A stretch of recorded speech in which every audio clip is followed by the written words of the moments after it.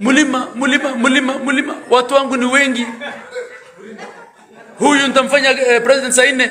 Huyu mtafanya saa 5. Wewe ni Mungu. Kuna wanasiasa who want to lead Kenya, but they cannot stand one other person from another community apart from theirs leading the National Intelligence Service of Kenya.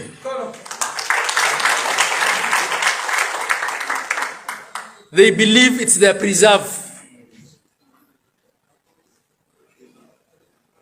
They believe that the president made a mistake by appointing someone who is not from the backyard. I think a governor speaking, actually castigating Mount Kenya. The person who has gone to that region in Wajir for consultation, as he used to say it is Raila Amolo Odinga. He has gone there on his own capacity to go and consult the people of Wajir, who are the leaders basically, because he was not asking the common mwananchi on the way forward. So when Raila was doing that, a leader comes up from nowhere to speak against Mount Kenya. Yet the presence of Raila Amolo Odinga is to get the views, the alleged views. Then a governor feels like, or a leader feels like, now this is a platform for me to attack Mount Kenya. Then I sat down and asked myself, what is this that Mount Kenya does that these other regions do not do? And I felt like it's going to form the basis of this analysis here today so that I can teach people how Mount Kenya does it and how it will do it in 2027, and so that all these other regions in the country, they can emulate the same and probably get leaders of quality or even win the presidency. But before I take you through, please, if this is the first time you're watching my videos, kindly make sure that you subscribe, like and comment, because that is the best support you can always give this channel. To begin with, the Mount Kenya people are so much civilized. I want to say it more than any other part of this country. As we speak today, you can go to some regions and find people who don't know even their name, the name of the MP, the name of the MCA, the name of even their governor, even senator. But I'm telling you, in Mount Kenya, people know their leaders. They are so much civilized. They know the reason as to why they wake up very early in the morning and go and vote. And you know what? It's not the government that organizes these kind of caravans to go and educate the people on why they should come out and vote. It is within them. They tell each other, let's go and vote. That's why during elections, you hear things like kumera kumera. People are just coming out to literally go and vote for their leader. And such kind of a spirit, it is not easy to deal with. That is what makes them to elect leaders and remain relevant and in power all through. Instead of a governor coming to bash them, let him conduct what you call a civic education for its people so that at least they can come out and vote. They can register in numbers. If it is giving birth, they do as well so that they can have numbers. But coming to castigate Mount Kenya, I say that's a big wrong move. Another thing I want to educate people about these days, about registration of voters. When it's time to register, these people don't make noise, but they go and register. That's why you find that they're always having huge numbers in the country. There are so many rich parts of this country where people are so many in number. Let me talk of the Kisses, for instance. You know, Gusis, as we speak right now, they could be even 4 million voters. But because of the scatteredness, because of what you call the issue to do with the lack of the push to go and register and become a voter, some of them pretend to be busy. Some of them are not at home. Some of them are locked somewhere. They don't have any IDs. Some of them don't care, like youths from Gus region. Most of them actually don't vote. So you realize that the numbers that we present at the ballot, it's very small. So in a nutshell, I'm saying this. Numbers can be in your community, but if you're not motivated to go and register and become voters, probably you won't have a big say in the Kenyan election. So Mount Kenya people wake up in the morning, they tell each other, let's go and register. Like now, we are going to have the IBC people being established. The IBC is going to be established. You'll find that Mount Kenya people are going to come out, go vote, and ensure that when they come, the time for voting, they are doing it. They are going to be voters. They are going to register as voters. Actually, those who have finished school, they are going to be told, for us in this country, in this part of the nation, you have to vote for us to protect the community, for us to protect our development, for us to get more development in this region. You must go and vote because your say is on the ballot. And the people actually, even young men and women, go vote.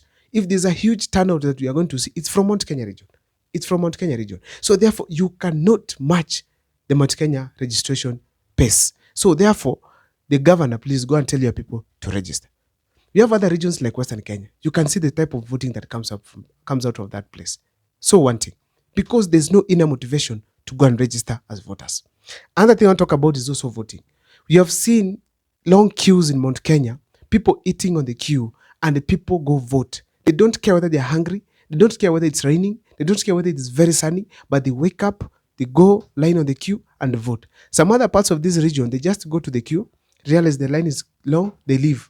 They leave. So they are busy doing other things. Eventually, when leaders are produced, you say someone else doesn't want us to be in power. Now, when you sit down and ask yourself, how is it possible that Mount Kenya can decide Aborana not to be a president, Aluya not to be a president, Akisi not to be a president? It is simply because others don't vote, but they vote. And you know very well that the only way a Kenyan can speak on the ballot is by voting for their leader. Now, other thing I'll talk about is I think it's the issue of criticizing their leaders and monitoring. Mount Kenya people, the way you talk as a leader, the way you behave as a leader, the way you work as a leader matters a lot to them. That's why you realize most of the leaders are very careful from Mount Kenya. Look at the Rungo Kangata. Whenever he speaks, he does not just spit words. Whichever the movie makes, he always ensures that he's very careful. Because he knows even if he develops that place and is not aligning with the people, he's going home. Because he knows very well, if I don't develop, and that's what the people want in Mount Kenya, I will go home. So therefore, that is the call. That's why we had people like Abogo going home after the first time, despite being very rich. It's not the only one. The entire Mount Kenya, most of the governors went home except Wangi Wairia. So in a nutshell, we are saying that you can be a one term in Mount Kenya because you don't perform or you're arrogant to the people. So therefore, this kind of monitoring of their leaders makes them to be relevant, elect leaders who develop, making Mount Kenya to be always ahead. And when this happens, other governors are blaming other people. Yet they also have money to go and work for their people. They have the capability to go and ensure they are good leaders in their region. Now, also another thing I want to talk about here, it is issue to be tribeless.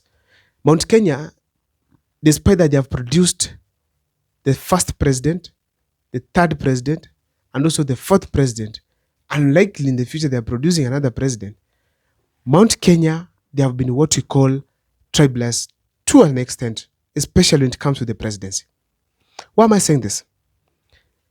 These people were instructed by Uhuru Kenyatta to vote for Raila Amolo Odinga. Akawaambia njia ya kukomboa Kenya ni mzee. But they did not abide by Uhuru Kenyatta's instructions. Instead, they went and voted for William Ruto. And making matters much more interesting here, they did not just vote for William Ruto. They went ahead to do what you call voting for Raila Amolo Odinga as well. So Raila Amolo Odinga received 1 million votes plus, and William Ruto received about 4 million plus. In this kind of an instance, who was a Kikuyu in the presidency? They both produced running mates from Mount Kenya. But the fact remains that Raila was a Luo and Ruto was a Kalenjin, and they both wanted the presidency, and the Kikuyus determined who won. That is not being a tribalist. That's not being tribalists. The fact remains they voted who are not their own. So when they get into power and disappoint, then the Mount Kenya people feel like, no, we need to raise our voice against the poor governors. Then you feel they don't want you to be in power. That's where I say you are wrong. Instead, should they go and clap for William Ruto when abductions are occurring in this country? No. Should they go and simply clap for William Ruto or even support him because he's killing Kenyans? No. These people are literally going to vote to ensure that William Ruto is going out of office simply because he is going against what they had agreed. He was supposed to be a better leader than Raila Amolo Odinga, but now he's working with Raila Amolo Odinga. Do you expect still the Mount Kenya people to go and decide to clap for William Ruto? They have to reorganize themselves and get leaders who represent their interests. So as we speak today in a nutshell, it is not ideal for governors to come out and castigate other regions for producing leaders. Instead, mobilize your numbers. Mobilize your people to vote. Mobilize your people to vote and register when the right time comes, so that at least you have a say of who you want to be in the leadership. If it's a president, please produce a presidential candidate. Then give him the support that it serves. Do it the way Mount Kenya does. That is my motive here. Do it the way Mount Kenya does. My name is Abel Mokua. See you in the next videos. And please make sure that you subscribe, like, and comment, because that is the best support you can always give this channel.